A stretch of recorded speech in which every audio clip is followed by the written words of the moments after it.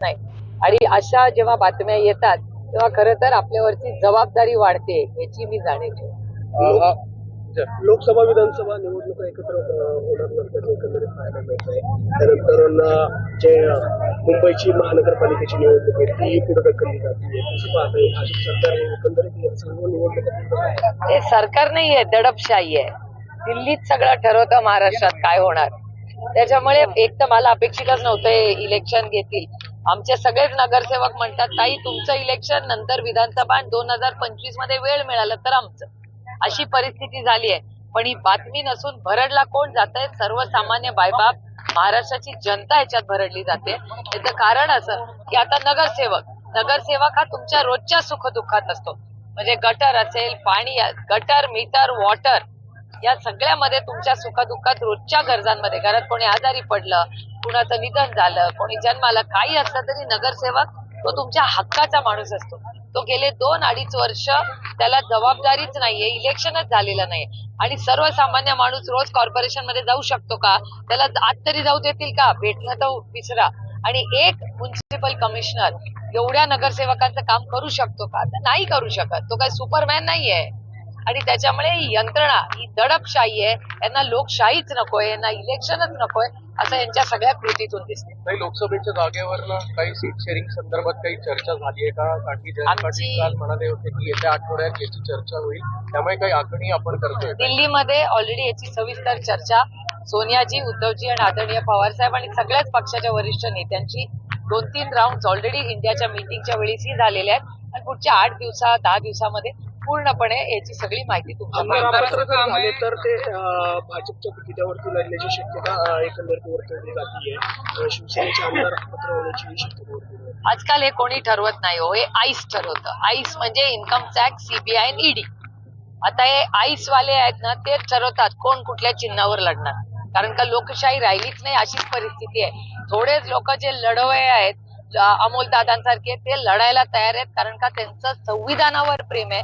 Bharat Ratna doctor Babasaheb आंबेडकरांवर विश्वास आहे. त्या संविधानाच्या चौकटीत अमोल दादांसारखे लोक आज काम करतात, याचा आम्हाला सार्थ अभिमान. खरं तर आदरणीय शरद पवारांची काल भेट घेतली, त्याच्या मागचं काय आहे? कोणी आदरणीय पवारांची भेट घेतली ते ना मला माहिती. काल पवार साहेब खूप लोकांना भेटले. जरांगेंची खरं तर रॅली निघती आहे. म्हणजे जरांगे मुंबईकडे रवाना होतात. एकंदरीत हा आक्रोश त्यांचा पुढे येतो की काय एकंदरीत? आता बघूया 20 जानेवारी पर्यंत वेळ दिलेली आहे जरांगे पाटलांनी सरकारला. बघूया काय होतं. अजून 20 दिवस आहे. काही एका बाजूला दादांनी शिरूर लोकसभा मतदारसंघातून माझा उमेदवारच निवडून येणार अशी ग्वाही दिल्यानंतर आज हा मोर्चा जो आहे तो बारामतीमधून काटेवाडीत देखील जातो आहे. तुम्हाला असं देखील वाटतंय का की बारामतीतील शेतकऱ्यांचे प्रश्न जे आहेत ते सोडवलेले गेलेले दिसत नाहीयेत आणि पुन्हा एकदा या मोर्चेतून काय आव्हान असेल राज्यात? माझं मत नाहीये, हे तुमची चॅनल्स पण बघा. हे सर्वसामान्य मायबाप जनतेचं मत आहे. तर अमोल दादा आणि मी आम्ही सेवा करायला इथे आलोय.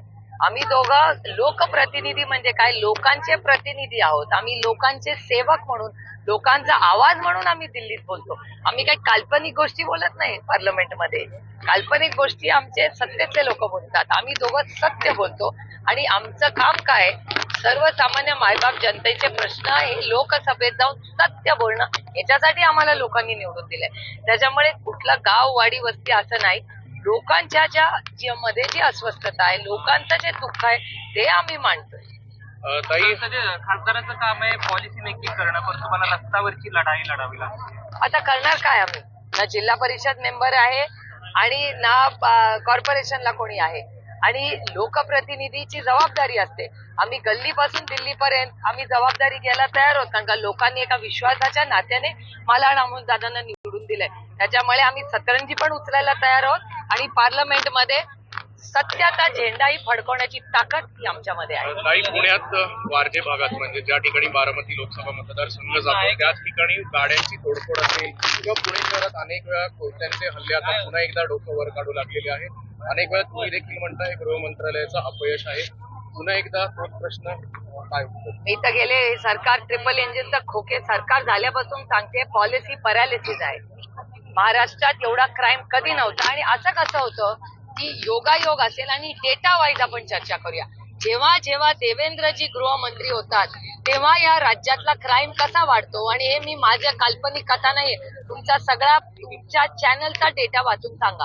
नागपूरमध्ये मागच्या आठवड्यात झालेली घटना, पुण्यात होलेली कोयता गँग, आमच्या काळात कधी कोयता गँग होती का? गाड्या फोडण्याची ज्या पद्धतीने होत आहे, अर्थातच हे गृहमंत्रालयाचा फेलियर आहे. जेव्हा मी देवेंद्रजींचा राजीनामा याच्यासाठीच मागते, कारण का देवेंद्रजी जे आधीचे 5 वर्षाचे देवेंद्रजी होते ते आता दुर्दैवाने राहिले नाहीत. त्यांना अधिकारी किती देतात? ते कर्तृत्ववान महाराष्ट्रातला नेता मोठा झाला, मुख्यमंत्री होता, त्याचा तुम्ही उपमुख्यमंत्री केला. किती अपमान करणार देवेंद्रजींचा? त्याच्यानंतर अर्धा त्यांना डीसीएम केलं, म्हणजे आधी मुख्यमंत्री, नंतर उपमुख्यमंत्री, त्यातून हाफ उपमुख्यमंत्री. हा अन्याय नाही? आणि मी विरोधक म्हणून बोलत नाहीये, पण एक नेता जर कष्ट करत असेल, 105 आमदार निवडून असेल, त्याचा मान सन्मान करायला नको? एका मराठी माणसाचा अपमान दिल्लीचा दरबार करतोय, याचं मला अस्वस्थता होत. ताई, अजित पवारांनी पक्ष संघटन मजबूत व्हावं याच्यासाठी जिल्हाध्यक्ष असतील किंवा शहराध्यक्ष असतील यांना एक बोलेरो कार द्यायचं ठरवलेलं आहे, आणि आता त्यावरून टीका व्हायला सुरुवात झालेली आहे.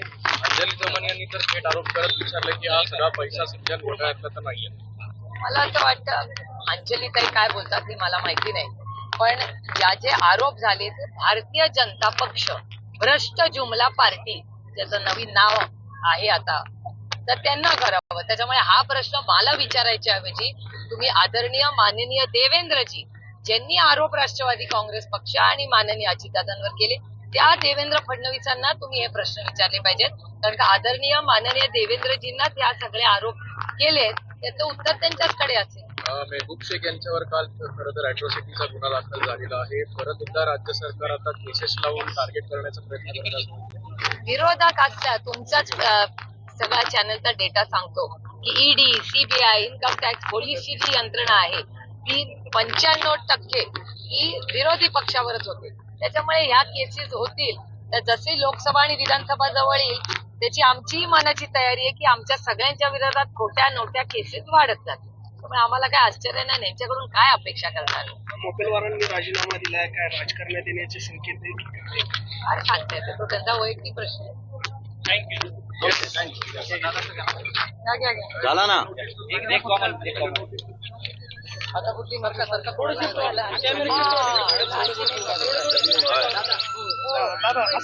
मुंबई कोर्टाची आता खाली गेला. दादा, शेतकरी आक्रोश मोर्चाचा 3रा दिवस आहे आणि आज हा मोर्चा बारामतीत जातोय.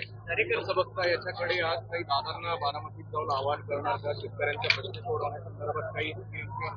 बघा, आदरणीय दादा हे मोठे नेते, त्यामुळे त्यांना आव्हान नाही, त्यांना आवाहन जरूर करेन की सर्वसामान्य शेतकऱ्यांचे हे प्रश्न आहेत, आणि केंद्रातलं जे भारतीय जनता पक्षाचं सरकार आहे, या जनता पक्षाच्या सरकारला जाग आणण्यासाठी दादांनी आग्रही भूमिका घ्यावी, ठाम भूमिका घ्यावी. कांद्याची निर्यात बंदी तात्काळ उठवावी.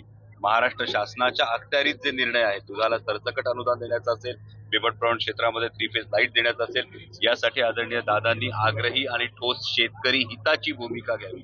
या पद्धतीची कळकळीची विनंती ही नक्कीच दादांना आहे. देवेंद्र फडणवीस यांनी परकीय गुंतवणूक महाराष्ट्रात सगळ्यात जास्त झालेली आहे असा दावा केलेला आहे. याचा कुठेतरी तुम्हाला असं वाटतंय का की खरंच परकीय गुंतवणूक महाराष्ट्रात झाली आणि याचा थेट जो इफेक्ट आहे तो सामान्यांना झाला आणि फायदा झालाय?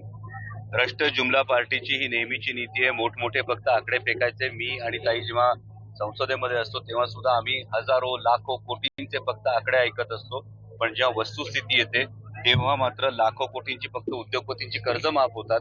सर्वसामान्य शेतकऱ्यांना, सर्वसामान्य तरुणांच्या तोंडाला पानं पुसली जातात.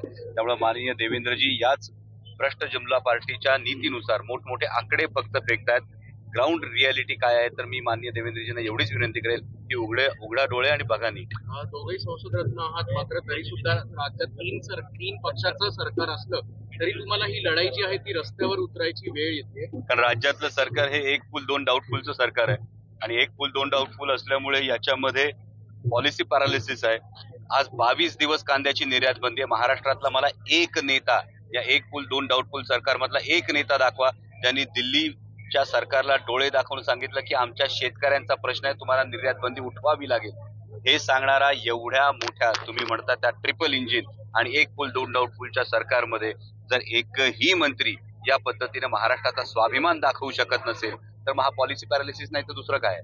बाईच्या हातात ही सुटली दिसती भाजीची काय नेमकं काय तर हा जो वानवळा आहे तुम्ही प्रत्येक ठिकाणी बघताय. मागच्या काळात जेव्हा सत्ता संघर्ष झाला आणि भ्रष्ट जुमला पार्टीनं वेगवेगळ्या पक्षांच्या संदर्भामध्ये जे फोडाफोडीचं राजकारण केलं, त्यानंतर सत्तेचा उन्माद दाखवण्यासाठी अनेक ठिकाणी जेसीबी मधून कुठं फुलांची उधळण होते, कुठं गुलालाची उधळण होते. पण जेव्हा शेतकऱ्यांचे प्रश्न आहेत तुम्ही ठिकठिकाणी बघताय, ही जी संस्कृती त्या पद्धतीने हा वानवळा देऊन माता भगिनी याच्यामध्ये गाजर देखील आहे नेमकं काय नाही, हे तर नेमकं प्रतीक आहे भ्रष्ट जुमला पार्टीचं, जे सातत्यानं महाराष्ट्राच्या हातात येत आहे. दादा एकंदरीत आपण पाहिलं तर अनेक महाविकास आघाडीतल्या नेत्यांना अयोध्येच्या निमंत्रण येताना पाहायला मिळते. उद्धव ठाकरे, शरद पवार मला वाटतं प्रभू श्रीरामचंद्र हे आमच्या प्रत्येकाच्या मनात आहेत आणि त्यासाठी कोणीतरी निमंत्रण देऊन त्याच्यावर जर मालकी हक्क सांगत असेल तर तो जनतेलाही आवडत नाही. रामाचं नाव हे मनातही घेतलं तरी चालेल आणि अयोध्येत जाऊन घेतलं तरी चालेल, पण याचा जर मक्ता कोणी घेत असेल तर मला वाटतं ही जी संपूर्ण देशातली जनता आहे ही जनता हे पाहते. राम मंदिराचा मुद्दा पुढे करून बाकीचे प्रश्न विसरायला लावते का सरकार असं वाटतं कॅमेरा हे बघा, भ्रष्ट जुमला पार्टीचा हा नेहमीचा विषय आहे की प्रत्येक वेळी विषयांतर करावं आणि या विषयांतराकडून लोकांचं लक्ष विचलित करण्याचा हा नेहमीचा प्रयत्न आहे. पण म्हणूनच आम्ही म्हणतोय तुम्ही मुद्द्याचं बोला, तुम्ही कांदा निर्यात बंदी विषयी बोला ना, इतर जे बिबट प्रवण क्षेत्रात 3 फेज लाईट आहे त्याविषयी बोला ना, दूध दराविषयी बोला ना, शेतकऱ्यांच्या कर्जमाफी विषयी बोला ना. याविषयी जर तुम्हाला बोलायचं नसेल तर या देशातली जनता, महाराष्ट्रातली जनता तुम्हाला नाकारल्याशिवाय राहणार नाही.